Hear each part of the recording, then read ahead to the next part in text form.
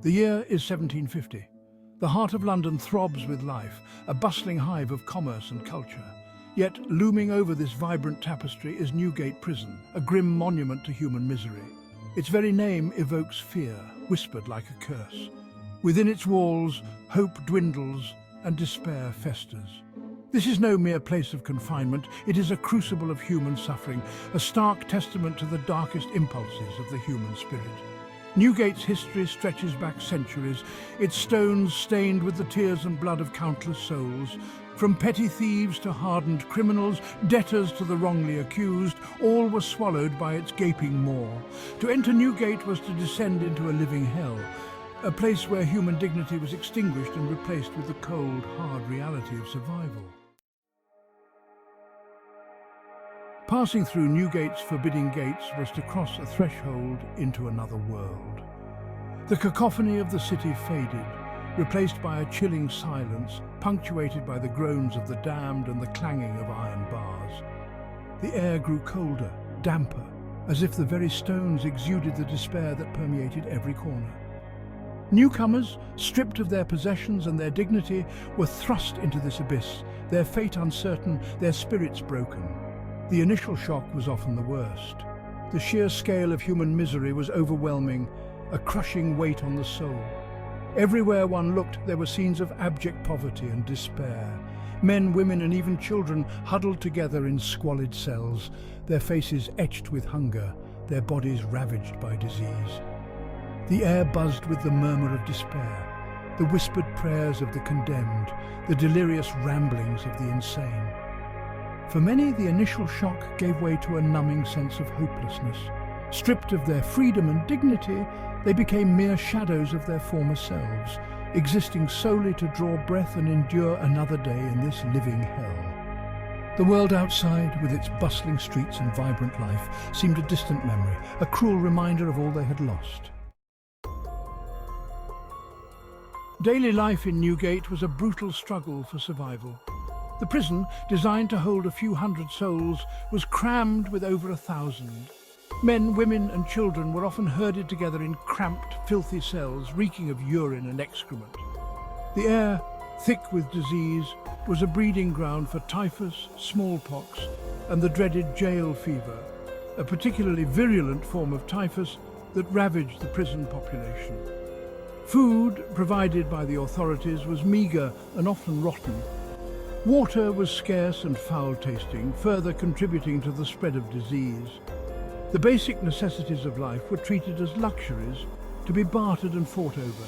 In this environment, the strong preyed on the weak, and violence was a constant threat. Yet, even in this pit of despair, humanity flickered.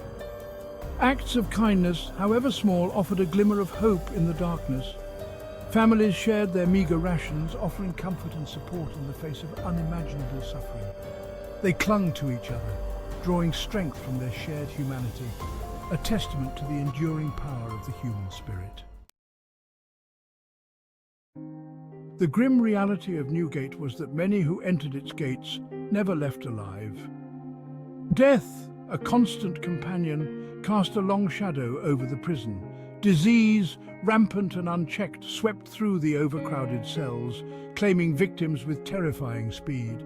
The air, heavy with the stench of death, served as a constant reminder of the ever-present danger. For the sick and dying, there was little in the way of medical care. The prison infirmary, woefully inadequate, offered little more than a place to die. Those who succumbed to disease were often left to rot in their cells, their bodies a breeding ground for further infection.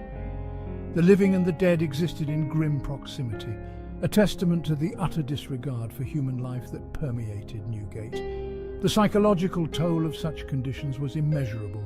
The constant threat of death, the sight of fellow inmates succumbing to disease, the despair that hung heavy in the air, all took their toll on the human psyche. Many prisoners, their spirits broken by the horrors they witnessed, simply gave up on life, welcoming death as a merciful release from their suffering. Beyond the bar's societal impacts of despair, the horrors of Newgate Prison did not remain confined within its walls. Like a festering wound, its influence seeped into the fabric of London society, casting a pall over the city and its inhabitants. The prison served as a stark reminder of the consequences of poverty, crime and social injustice. For the families of those imprisoned within Newgate, life was a constant struggle. With their primary breadwinners incarcerated, wives and children were often left to fend for themselves, forced into poverty and destitution. They faced social stigma, shunned by their communities, their lives forever marked by the stain of Newgate. Moreover, the prison's dire conditions contributed to the spread of disease beyond its walls. Jail fever in particular posed a significant threat to public health, as infected prisoners, released back into society, carried the deadly disease with them. Outbreaks of jail fever were a recurring nightmare, claiming the lives of countless innocent citizens and highlighting the interconnectedness of London's social fabric. The condemned executions and their aftermath. For those condemned to death within Newgate's walls, the journey's end was a public spectacle. Executions held at Tyburn drew vast crowds, eager to witness the macabre spectacle of justice being served. The condemned, often transported in open carts through the streets of London, became objects of both pity and scorn. The atmosphere at Tyburn was electric, a bizarre mix of carnival and tragedy. Vendors hawked their wares, pickpockets plied their trade, and crowds jostled for the best view of the gallows. The condemned, their last moments upon them, faced their fate with varying degrees of courage and despair. Some met their end with stoicism, others with pleas for mercy, their cries lost in the roar of the crowd. In the aftermath of an execution, the body of the condemned was often left hanging for hours, a grim warning to potential criminals. The practice, intended to deter crime, served only to further brutalize an already desensitized public. The shadow of death, ever present within Newgate's walls, extended far beyond its gates, casting a long shadow over London society. Newgate Prison stands as a chilling monument to the depths of human cruelty and the resilience of the human spirit. It serves as a stark reminder of the dangers of unchecked power, of the dehumanizing effects of institutionalization, and of the need for compassion and empathy in our approach to justice.